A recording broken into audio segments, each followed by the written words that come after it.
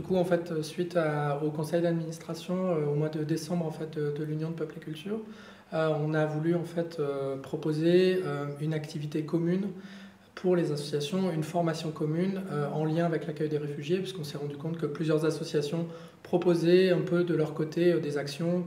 Et en fait, on s'est appuyé sur une initiative qui avait été prise par Peuple et Culture Corrèze autour du tandem, donc qui est une méthode qui vient de l'Office franco-allemand pour la jeunesse, et donc cette inspiration franco-allemande derrière le tandem pour l'apprentissage linguistique. Je ne savais pas ce qu'était la formation tandem. J'ai fait des petites journées de formation il y a déjà plusieurs années en arrière à l'espace ressources pédagogiques du Limousin, et on avait abordé certaines pratiques. Avec tout ce que j'ai entendu ce matin, je vois bien qu'il y a d'autres pistes, d'autres possibles, et là, je pense que déjà ma pensée se dirige différemment déjà après cette première matinée. D'une part, il s'agissait de présenter, d'expérimenter la méthode Tandem, qui est une méthode d'apprentissage linguistique en autogestion, qui se fait à deux, avec deux locuteurs, locutrices de langues maternelles différentes. Un autre objectif était de, là aussi, présenter et expérimenter l'animation linguistique, qui est en fait une approche pédagogique visant à sensibiliser les personnes d'un groupe aux différentes langues maternelles en présence. Et enfin, le troisième objectif était de se pencher sur la notion de culture et l'interculturalité qui est très présente à la fois dans nos vies quotidiennes, dans nos sociétés et plus particulièrement dans le travail avec les migrants tel qu'il est pratiqué par les personnes qui participent à la formation. Et alors je pense que la méthode de tandem ne s'appliquera pas directement dans ma pratique puisque j'ai souvent affaire à des groupes de gens, mais en tout cas tout ce qui est de la prise de contact avec les gens, des exercices de connaissances, j'en tirerai pas mal de choses, j'ai l'impression. Et puis aussi, bien sûr, comme à chaque fois qu'on fait une rencontre, une formation, l'échange entre les participants est toujours très riche, permet de connaître ce qui existe ailleurs et là aussi de nouer des liens peut-être et puis d'en tirer des idées. Peut-être un objectif qui s'inscrit à long terme, enfin moyen ou long terme, concerne la mise en réseau des personnes qui représentent des structures différentes et qui ont des pratiques différentes dans le travail avec les migrants, de faire ressortir des réflexions et des conclusions dont après chacune pourra se servir dans sa vie quotidienne et son travail. Moi je trouve qu'une formation, ça toujours, de toute façon, ça a toujours un intérêt parce que ça remotive, ça rassure, ça permet. Et puis, bon, il y a la formation en elle-même, il y a tout ce qui se passe autour aussi, les discussions avec les autres, les rencontres, etc. Parce qu'on est souvent, quand on est dans une situation d'enseignement, on est souvent quand même très emprisonné dans sa solitude, oui, d'enseignant. Alors, je la trouve intéressante dans la mesure où elle me redonne confiance quelque part. Je me dis que bon, finalement, je fais pas que des choses nulles. Et puis ça, elle m'a permis de repenser ma situation d'enseignant, ma situation de supériorité par rapport à l'apprenant. Ça donne beaucoup d'humilité et puis bon, pour le moment j'ai appris que... Enfin je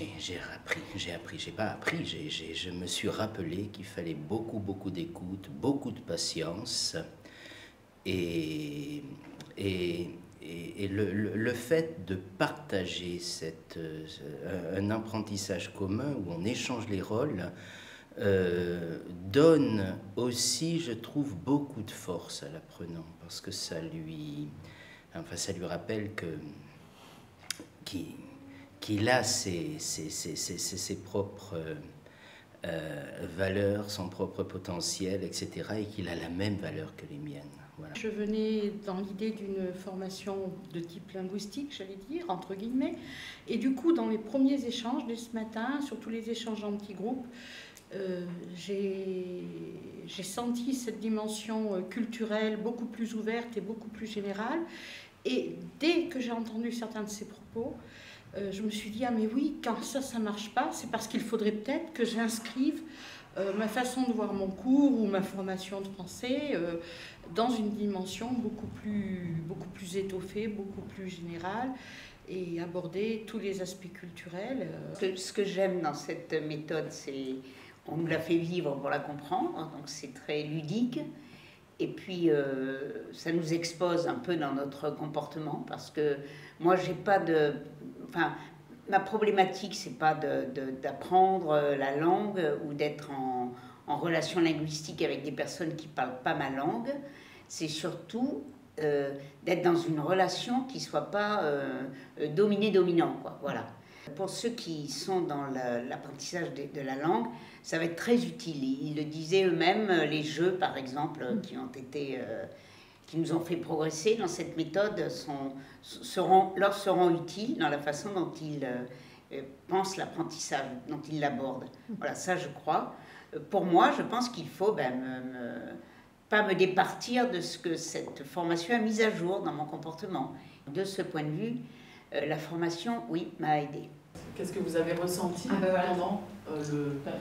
C'est que quelles émotions ont été déclenchées? Il y a déjà un manque de confiance ou une perte de confiance, la frustration. Est-ce qu'il y a d'autres choses? Si ce qu'on a fait, c'est vrai que chaque table avait des règles différentes. Il y avait quand même une parenté de règles entre chaque village qui faisait qu'on n'était pas trop déconcerté pour changer de table. J'en suis venu à imaginer un manque de bienveillance des organisateurs du jeu qui auraient mis des règles différentes à chaque table dans ce but-là. Et après, je me suis dit que ce n'était pas un manque de bienveillance, c'était une approche pédagogique pour nous montrer qu'on avait chacun nos choses dans nos différentes cultures, dans nos différents pays, et qu'il fallait être assez intelligent finalement. Ce dont je suis capable, avec un certain temps quand même, pour s'en rendre compte, quoi. Et puis pour accepter, comme tu disais, d'accepter la réalité de l'autre, la réalité des autres règles. L'obligation de se servir de son regard, de ses bras, des signes pour communiquer, quoi, que je trouve important dans ce jeu. À un moment donné, on sentait qu'on n'était plus en capacité de... Comme tout le monde arrivait, enfin, il y avait au moins 3 règles différentes, voilà, qui étaient... Donc il y en avait, c'était les petits et les cheveux courts, d'autres les cheveux longs, enfin, bon. Chacun essayait de se faire comprendre à sa façon, et moi j'ai eu l'impression qu'on rentrait un peu dans un brouillard qui s'épaississait au fur et à mesure, et en même temps que chacun prenait une posture, et soit d'essayer de se faire comprendre, soit il va falloir y aller à tâtons, quoi. On n'a pas le choix, et puis on va aller jusqu'au bout, finir les calculs, et puis basta, quoi.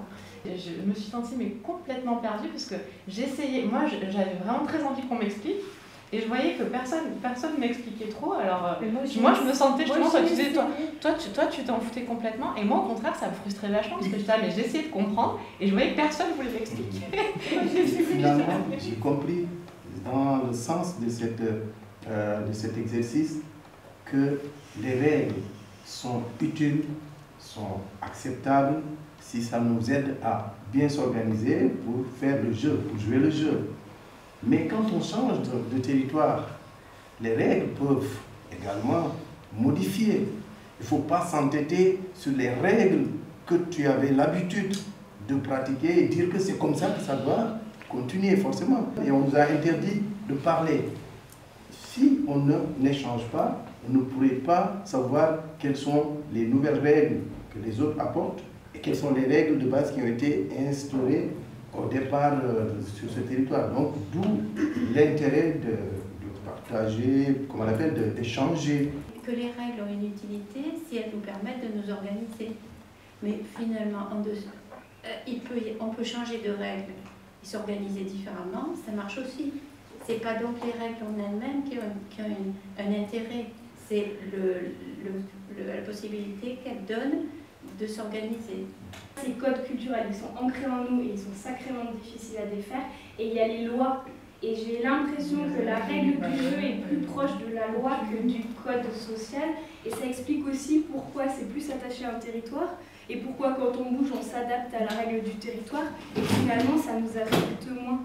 Alors qu'un code social, et là effectivement ça voudrait dire qu'on accueille quelqu'un sur notre territoire, donc il faut essayer de voir quelles sont ses propres règles. Et c'est pas les mêmes types de négociations à mon avis que face à une règle qui est quand même un truc voilà, qui est au-dessus, qui est dicté, qui est effectivement pas très important. Des fois j'ai un peu de mal avec les règles. Et je trouve que ce qui est rigolo dans le jeu qu'on a fait, c'est finalement le fait qu'il y ait des règles, ça nous a permis de jouer. Si toutes les règles avaient été les mêmes sur toutes les tables, on se réfléchirait tout de suite. Et donc du coup, ce que je me dis, c'est si finalement, pour moi, ça montre l'importance de la diversité culturelle. Et ça va dans le sens où si tout était homogène, ça serait pas intéressant. Cette méthode m'a beaucoup inspiré avec ses outils sur comment l'appliquer dans les échanges interculturels et aussi, comme on appelle, de coopération linguistique. Et donc, moi, je pense qu'il y a des outils qui peuvent aussi être intéressants pour tous ceux qui animent des groupes de différentes origines, de différentes cultures. Et ça pourrait donner des éléments pour un peu briser ces stéréotypes ou des barrières linguistiques, des barrières culturelles qui ne facilitent pas souvent la communication entre les gens de diverses origines. Donc ça nous fera franchir d'autres caps dans la recherche de ce qui nous unit le plus fort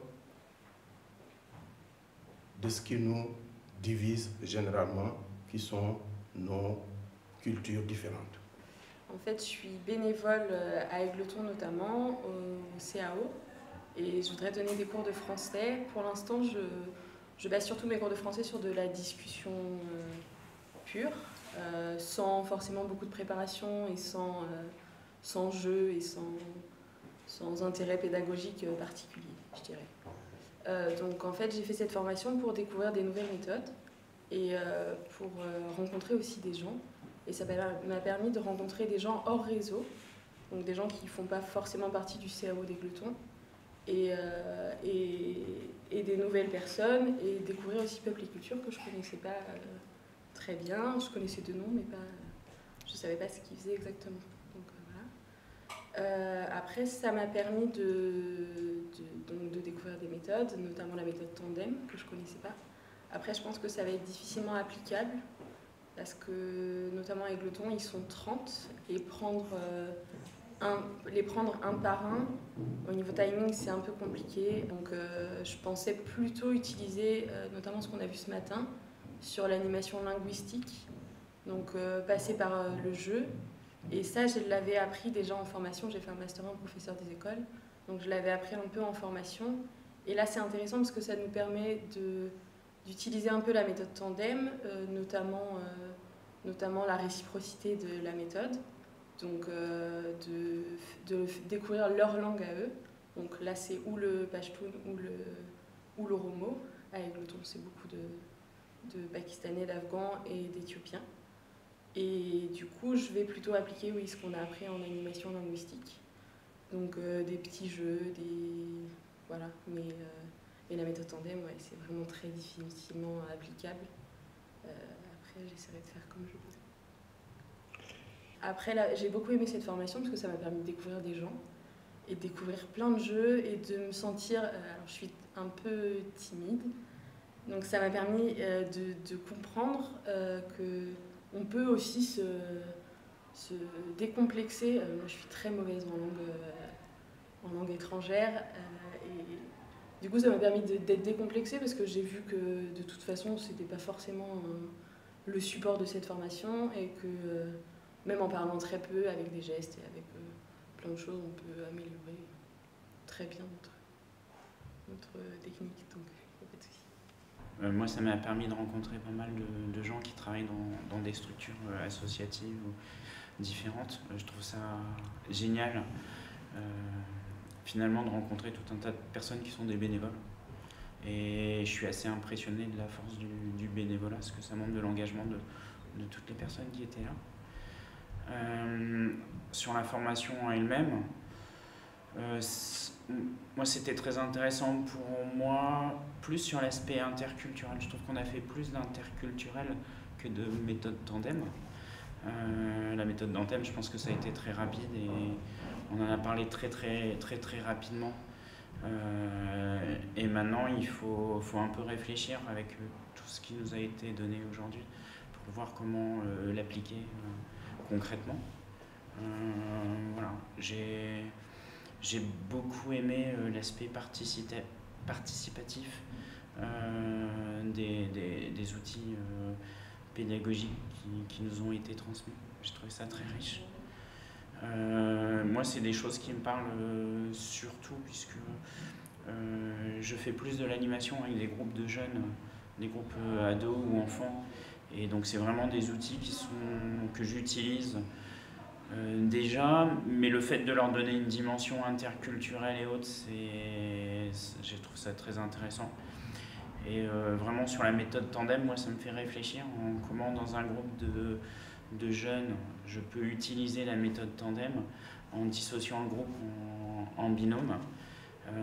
Voilà, je pense que la réflexion elle va être ça. Donc c'était une formation intéressante dans le sens où il y a eu des outils qui nous ont été amenés, mais surtout, je pense que maintenant, c'est la matière à réflexion qu'il y a, comment on va adapter ça et comment on va utiliser ça par rapport à toutes nos situations personnelles. Je propose une tempête sous les crânes, un brainstorming du coup. Moi, je note ce que vous dites. Et du coup, sans donner la définition académique, tu as prévu quels sont les éléments qui composent une culture. La nature. La nature. Voilà. Ah oui, il est là. Il habite dans.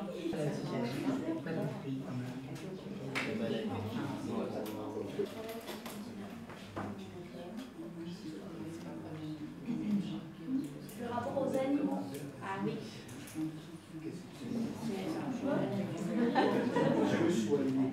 Moi, je te parle.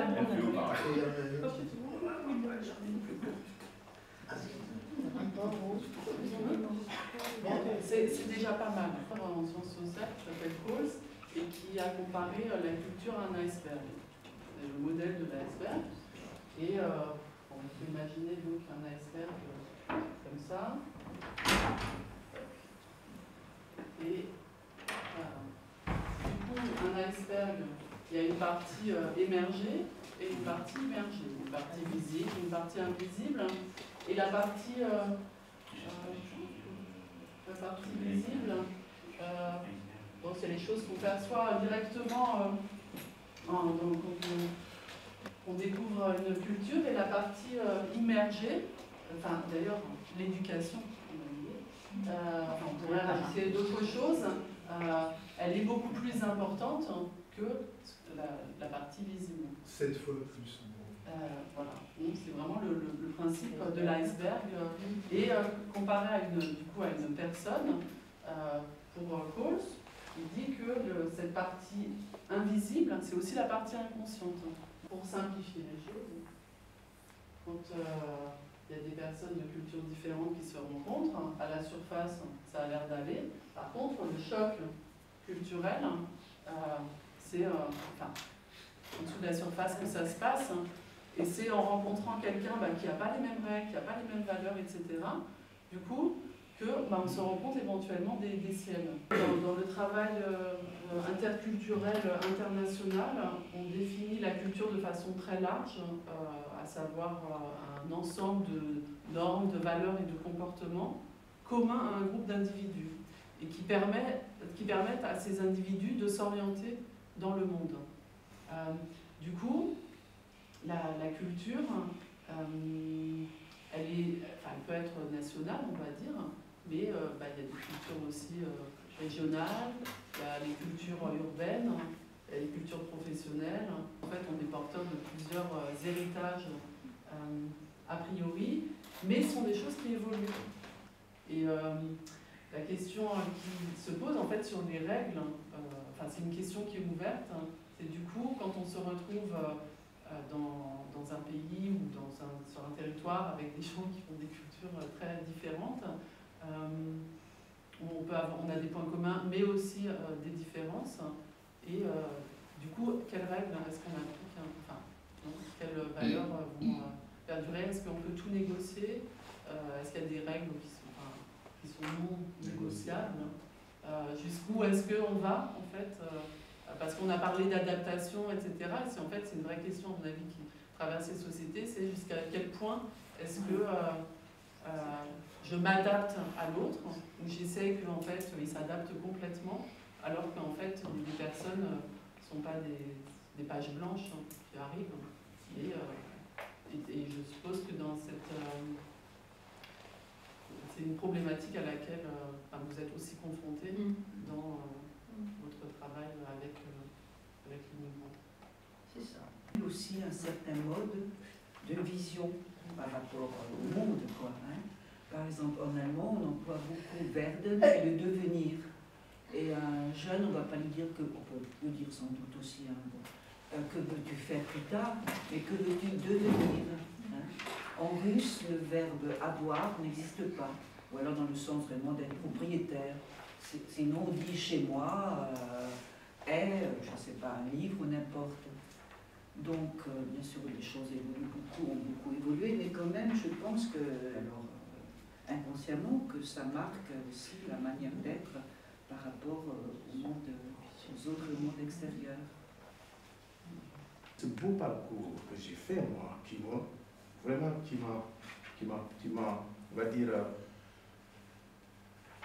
m'a éclairé sur le monde, je le dois à la France. Pas pour une grande fierté ou quoi que ce soit, parce que c'est par la langue française que j'ai appris plus de choses que je n'ai même pas appris dans ma propre langue. Alors que ma culture, je suis véritablement, c'est une partie de mon identité, vous imaginez. Mais c'est en langue française que j'ai découvert plus de choses dans le monde que ma propre culture m'a appris. Et j'en suis arrivé à me dire, donc, la question que je me posais depuis tout petit, c'est une autre culture qui me l'a révélée.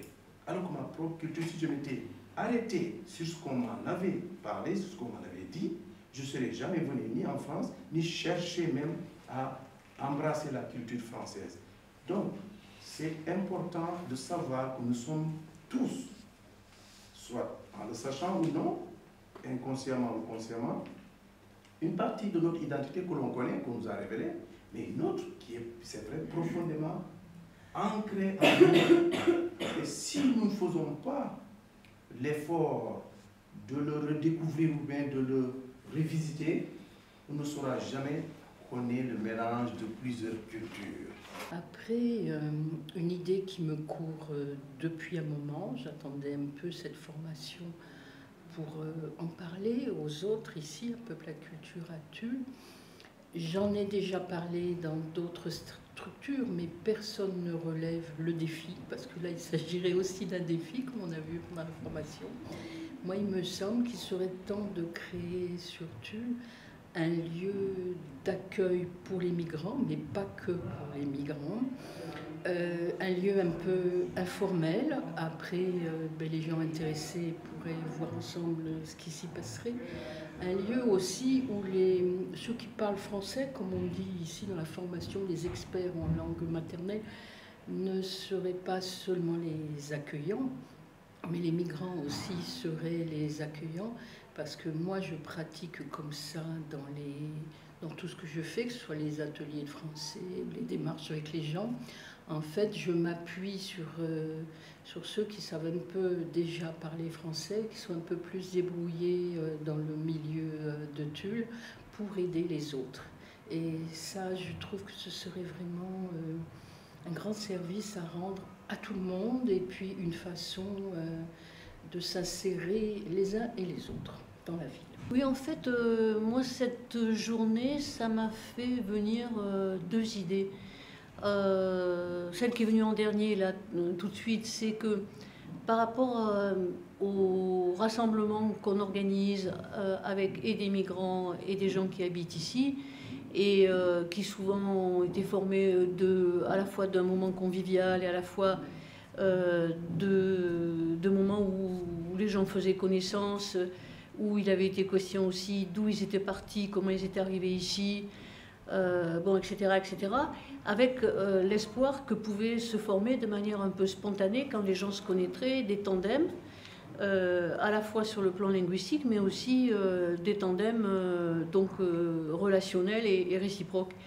Et donc, bien sûr, il y a des tandems qui se sont formés, mais la spontanéité, ça a des limites. Et alors, je me disais que lorsqu'on va refaire des rencontres comme celle-là, on pourrait, au moins pendant une partie du temps, pendant l'après-midi, formaliser au moins 1 heure où s'expérimenteraient des tandems linguistiques qui ne seraient pas forcément fixes, mais le proposer de manière formelle et de manière, enfin dans ce cadre-là, quoi.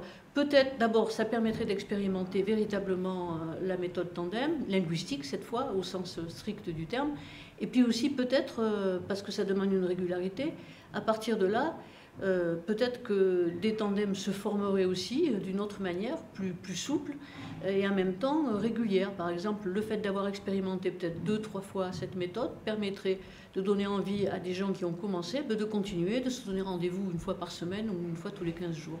Voilà, ça c'est la première chose, c'est-à-dire que peut-être un peu formaliser de manière un peu plus volontariste ce qu'on a commencé à faire.